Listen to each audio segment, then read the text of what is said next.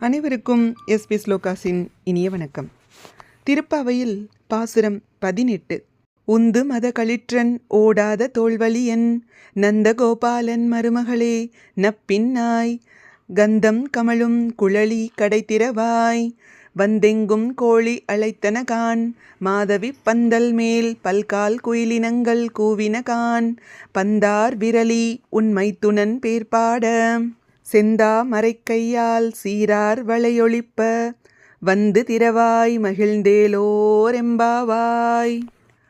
பாசுரத்தின் பொருள்: மதநீர் சீந்தும் யானைகளை உடையவனும் போரில் பின்வாங்காத தோல் வலிமை உடையவனுமான நந்தகோபனின் மருமகளே, நப்பின்னை பிராட்டியே, வாசனை சிந்தும் கூந்தலை உடையவளே, உன் வாசல் கதவை திற. கோழிகள் கூவும் ஒலி நாலாபுரத்தில் இருந்தும் கேட்கிறது. குருக்கத்திக் கொடியின் மேல் அமர்ந்து குயில்கள் பாடத் துவங்கிவிட்டன. பூப்பந்தை போன்ற மென்மையான விரல்களை கொண்டவளே, உன் கணவனின் புகழ் பாட நாங்கள் வந்துள்ளோம். அளவு மாறாத உன் அழகிய வளையல்கள் ஒலிக்க செந்தாமரை கையால் உன் வாசல் கதவை திறந்தால் எங்கள் உள்ளம் மகிழ்ச்சியடையும். விளக்கம்: பெருமாள் கோயிலுக்கு போனால் நேராக சுவாமி சன்னதிக்கு போகக்கூடாது. தாயாரை முதலில் சேவிக்க வேண்டும். வீட்டில் கூட அப்படித்தானே.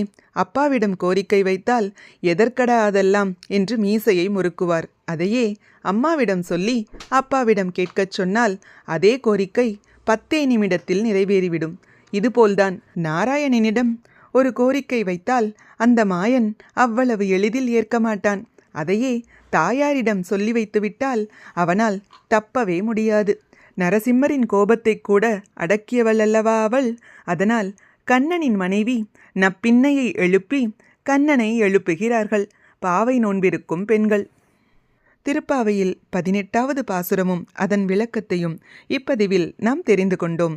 இதுபோன்ற ஆன்மீக விஷயங்களுக்கு மறக்காம நம்ம சேனலை சப்ஸ்கிரைப் பண்ணிக்கோங்க. நல்லதை நடக்கட்டும், நன்மையை பிறக்கட்டும். நன்றி, வணக்கம்.